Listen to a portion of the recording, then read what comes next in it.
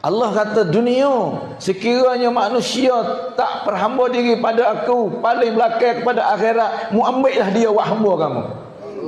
Orang yang lari maksud hidup, tinggal tujuan akhirat, orang ni dunia guna dia sehabis-habis sampai tak ada. Tak usah kata dengan anak, dengan semaya pun tak ada.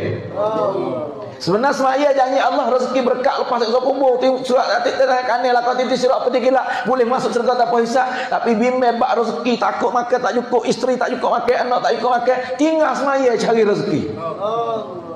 Ni hak nyanjung sekali ni. Apabila tak faham, orang panggil silap faham. Duk bimbang anak takut tak boleh makan. Sebab bimbang takut anak tak kena agama, bimbang takut isteri tak kena agama, tak ada makan tak apa, tak boleh duduk sekali tak apa. Sebab tu Allah wi nikmat lazat pada sahabat. Kita bimbang hari ni takut anak kita tak mewah lebih pada anak orang lain, takut isteri kita tak moden lebih pada isteri orang lain. Hak itulah kita kejar sampai terlupa maksud hidup. Isteri tak kena perdah pun tak apa, anak tak kena tangga masjid pun tak apa. Allahu Akbar. Hai umat Muhammad, Maulidin Nabi Allah hantar mari untuk rakyat benda ni. Sebab tu saya kecek benda ni. Rakyat Hasmaya sebab Nabi sujud masa kecil.